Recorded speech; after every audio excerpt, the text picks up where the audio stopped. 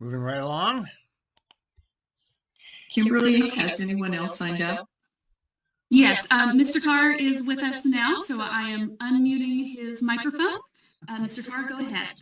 Can Welcome, you hear me Mr. now? Carr. Yes. Great, thanks. Well, good morning, Dr. Simmons, Vice President Bauman, and directors. My name is John Carr. I'm the Land Use Chair for the South Tabor Neighborhood Association. Our neighborhood sits between Southeast Division and Powell, from Southeast 52nd to Southeast 82nd. And I also served as the chair of the Division Transit Project Community Advisory Committee.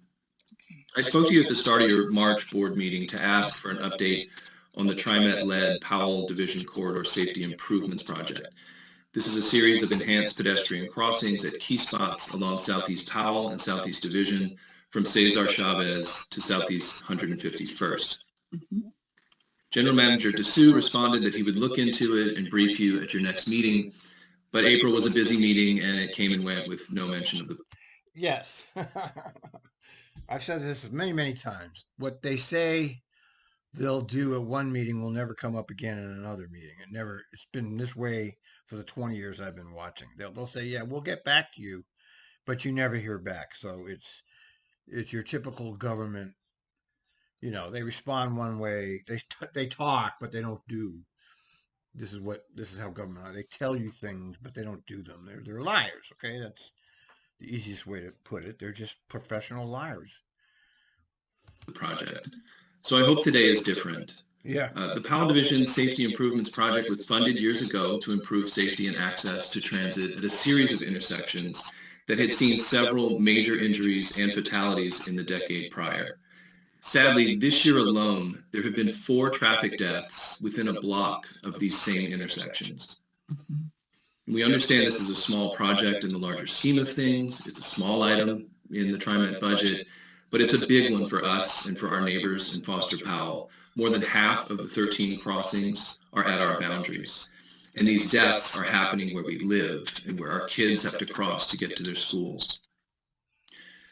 Given the focused scope, we thought that this would have been completed on schedule in 2019 or even 2020, yet construction has still not even begun. So what we hope to hear from TriMet today is that this has been flagged as an urgent priority. If not, we urge the board to ask leadership and staff to fast track the project. Lean on PBOT, ODOT, the FHA, and the Portland Bureau of Planning and Sustainability to prioritize their involvement as well, and begin construction before the new division line launches this fall. Thank you for your time this morning. Thank you, John. I would ask that if you have time. See how they comment? Okay, it's interesting that they're commenting. Let's hear it. And can stay on to when the general manager provides his update. I'm going to ask him to make some comments about your